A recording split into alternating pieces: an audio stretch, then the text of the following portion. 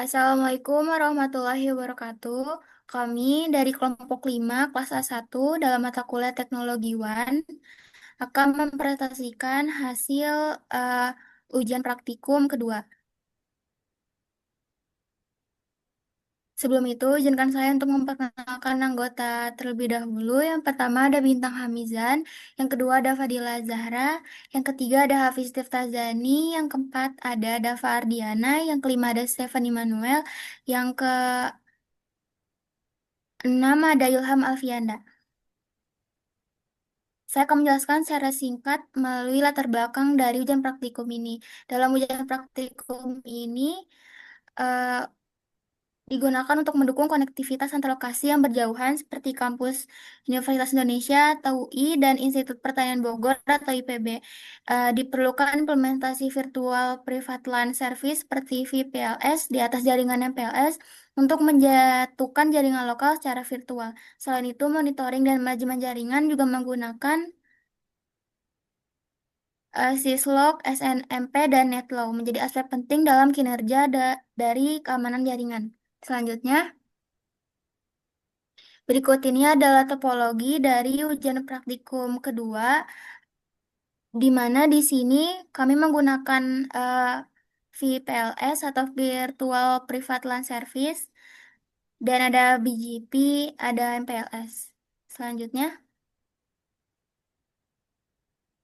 berikut ini adalah dokumentasi di mana kami masukkan beberapa virtual machine atau router, server, dan PC. Selanjutnya, selanjutnya, di sini saya akan menjelaskan secara singkat melalui IP segment. Di sini ada IP router C1. Fungsi dari memasukkan IP itu sendiri eh, yaitu di mana dilakukan proses pengelokasikan alamat IP statis ke setiap perangkat di dalam topologi seperti router, PC, dan server. Konfigurasi ini mencangkup penetapan subnetting yang sesuai penentuan gateway dan pengaktifan interface jaringan. Fungsinya yaitu untuk memastikan setiap perangkat memiliki identitas jaringan yang unik dan dapat saling terhubung secara dasar. Tanpa IP yang benar, perangkat tidak bisa berkomunikasi sehingga tahap ini menjadi fondasi penting. Berikut ini adalah IP router pada C1. Jadi di sini kami pertama mengidentifikasi nama dari router itu sendiri, yaitu ada C1 dan interface bridge itu sebagai loopback. Jadi di sini kami masukkan beberapa IP seperti loopback, Ether 1, Ether 2, dan Ether 3. Sebelum memasukkan loopback dan Ether 1, perlu diperiksa terlebih dahulu apa saja yang bisa dimasukkan dalam interface tersebut. Jadi, di dalam IP ini kami memasukkan sesuai yang ada di perintah di dalam ujian praktikum kedua, namun kami mengganti IPX-nya menjadi nama eh, nomor anggota kelompok kami yaitu 5. Selanjutnya, selanjutnya mungkin eh, mengulang saja konfigurasinya seperti penamaan router, lalu memasukkan loopback dan ether masing-masing di setiap router, server, dan PC. Mungkin bisa dilanjutkan sampai IPB Dramaga dan akan dilanjutkan oleh rekan saya yaitu Hafiz. Baik, di sini IP router IPB Dramaga. Di sini kita memakai IP 172.16.55.1/29 untuk Ether 1 dan IP kedua yaitu 172.16.55.65/26 itu untuk Ether 2. Next, untuk IP router IPB B2 kami memakai yang pertama 172.16.5.2/29 untuk Ether 1 dan 172.16.5.129/26 untuk Ether 2. Next. Selanjutnya di IP router IPB Diploma, kami memakai IP yang pertama yaitu 172.16.5.3/29 untuk Ether 1 dan 172.16.193.193/26 untuk Ether 2. Next. Dan untuk IP router UI Depok, kami memakai 152.100.5.1/30 untuk Ether 1 dan 152.100.5.65/26 untuk Ether 2. Next. Selanjutnya IP router UI Salemba. Di sini kami memakai yaitu yang pertama 152.100.5.2/30 untuk Ether 1 dan 152.100.5.129/26 untuk Ether 2. Next. Nah, di sini untuk IP Telkom eh, Ether 0 kami memakai IP 10.100.5.26 dengan netmask 255.255.255.252. Dan untuk IP gateway-nya 10.100.5.25. Next. Untuk IP SNMP kolektor IPB kami memakai untuk Ether 0 172.16.5.66 dengan netmax 255.255.255.192. Dan untuk default gateway-nya 172.16.5.65. Next. Untuk IP server IPB, kami memakai untuk Ether 0.172.16.5.130 dengan netmax 255.255.255.192 dengan default gateway-nya 172.16.5.129. Next. Untuk IP NetFlow Collector IPB, kami memakai Ether 0.172.16.5.194 dengan netmax 255.255.255.192. Dan untuk default gateway-nya, kami memakai 172.16.5.193. Next. IP server UI, kami memakai Ether 0.152.100.5.66 dengan netmask 255.255.255.192 dan default gateway-nya 152.100.5.65. Next. IP kolektor UI, kami memakai Eternal 152.100.5/130 dengan titik 130 dan netmax 255.255.255.192 dan default gateway-nya 152.100.5.129. Next. Selanjutnya akan dilanjutkan oleh rekan saya Dava Ardiana. Selanjutnya bagian OSPF. Pada router C1 ini dikonfigurasi menggunakan OSPF untuk area routing. Perintah router OSPF 1 untuk mengaktifkan OSPF Intense 1 network command untuk digunakan untuk mendefinisikan jaringan mana saja yang tergabung dalam OSPF dan area berapa, misalnya 0. Lalu interface yang terlibat adalah antarmuka ke C2 dan PS1. Next. Selanjutnya router C2. C2 ini menjadi penghubung antara C1 dan C3. C2 mengaktifkan OSPF dan memasukkan interface ke area 0. Lalu konfigurasi ini memastikan C2 bisa bertukar informasi routing dengan C1 dan C3. Next. OSPF C3 bergabung dalam area OSPF backbone. Konfigurasi network pada antarmuka ke PE2 dan PE3. Lalu C3 saling bertukar LSAS dengan C2 membentuk topologi routing otomatis. Next. Lalu OSPF PS1. PS1 ini bertindak sebagai penghubung ke pelanggan menggunakan area 0 untuk konsistensi rute dengan core routers. OSPF di sini membantu jalur routing MPLS tetap optimal dan saling mengenal antar PE. Next, OSPF P2. P2 mengaktifkan OSPF pada interface ke C3 dan perangkat pelanggan. Next.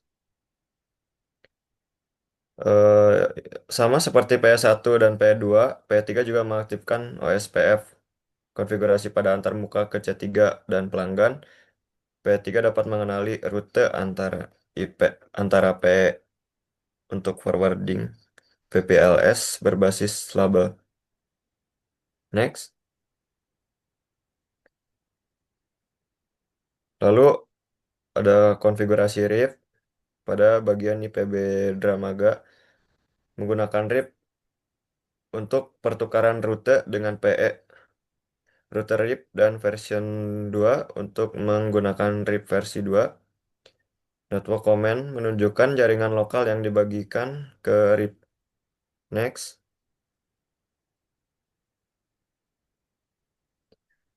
ada router IPBBS. Bagian dari jaringan ini adalah bagian dari jaringan lokal IPB. Konfigurasi RIP-nya memungkinkan berbagai rute IPB Dermaga atau router lokal lainnya. Next, lalu ada IPB DIP atau diploma. Router IPB DIP juga menggunakan RIP untuk mengiklankan rute lokal, konfigurasi jaringan, dan version 2 digunakan untuk interprobabilitas dan subnetting. Next,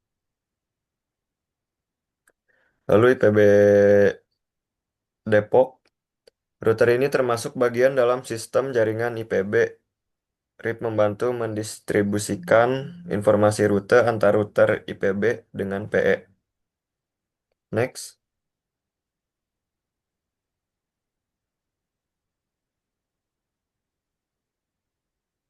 Selanjutnya ada IPB Salemba. Router ini digunakan untuk mensimulasikan jaringan dari kampus UI Salemba yang juga menggunakan RIP untuk menghubungkan ke PE dan jaringan lokal UI. Next. Oh, selanjutnya akan dijelaskan oleh Baik, jadi pada bagian ini kami menggunakan MPLS yang dilakukan pada router C1, C2, C3, dan pada PE1, PE2, dan PE3. Masing-masing dia mengaktifkan perintah standar seperti MPLS IP, MPLS LDAP router ID, dan konfigurasi interface untuk menjalankan label switching. Jadi, distribusi label dilakukan menggunakan protokol LDP yang secara otomatis membentuk LSP. Dan kemudian kami juga melakukan konfigurasi bridge sebagai interface FPLS. Dan pada setiap router ini dibuatkan bridge untuk menghubungkan pelanggan melalui layer 2 tunneling. Konfigurasi dilakukan pada masing-masing PE dengan membuat VPLS, menentukan peer VPLS lain juga berdasarkan BGP atau static configuration, lalu menghubungkan interface pelanggan lokal ke bridge FPLS. Seperti yang bisa dilihat. Selanjutnya akan dijelaskan oleh rekan saya bagian uji coba.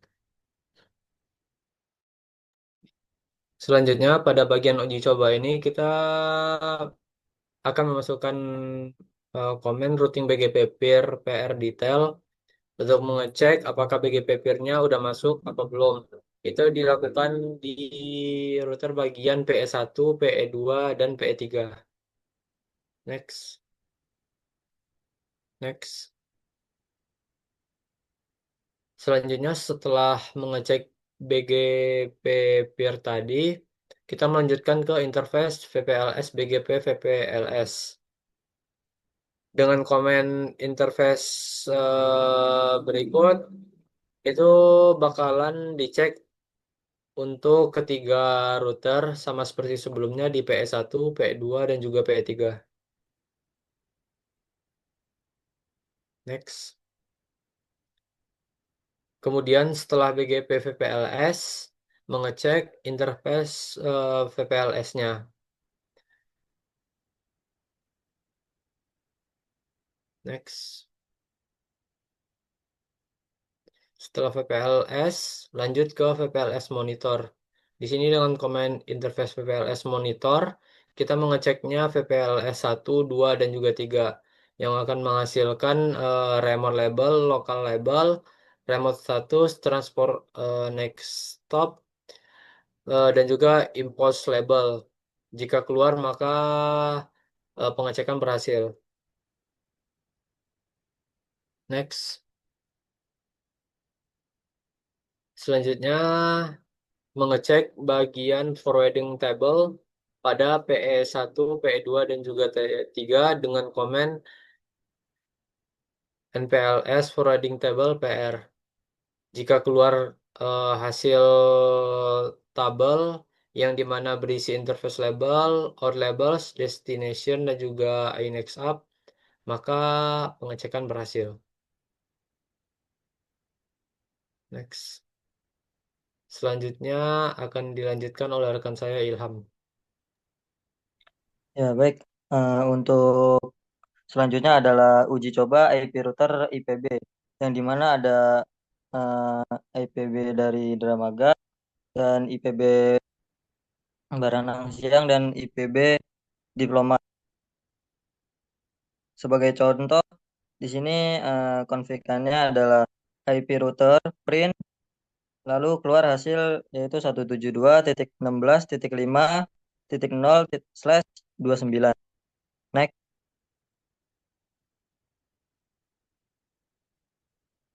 Dan dilanjut uji coba IP router UI, yang dimana ada UI Depok, UI Salemba. Sama konfigannya seperti IP router, print, lalu keluar hasil dari kayak seperti 152.100.5.0/30. Next. Selanjutnya ada uji coba ping IPB, yang dimana memasukkan konfigan seperti ping 172.16.5.194. Lanjut.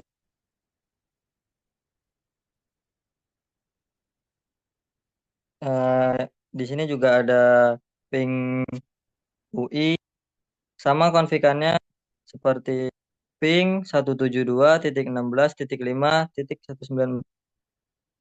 Next.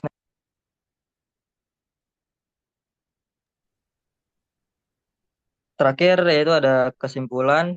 Jadi berdasarkan hasil yang sudah dilakukan, praktikum ini berhasil membuktikan bahwa implementasi prototipe jaringan MPLS Telkomnet dapat dilakukan secara efektif untuk menghubungkan dua jaringan lokal berbeda melalui VPLS dengan menggunakan pesinyalan BGP. Selain itu, penggunaan sistem monitoring seperti Syslog, SNMP, dan NetLog memungkinkan pengawasan yang komprehensif terhadap lalu lintas dan performa jaringan. Dengan menggabungkan teknologi MPLS, VPLS, dan monitoring tools, jaringan yang kompleks dapat dikelola dengan lebih baik dan dapat digunakan dalam kejadian nyata di dunia industri dan akademik. Oke, terima kasih. Mungkin sekian presentasi dari kelompok kami, itu kelompok 5 kelas A1. Kami ucapkan terima kasih. Wassalamualaikum warahmatullahi wabarakatuh.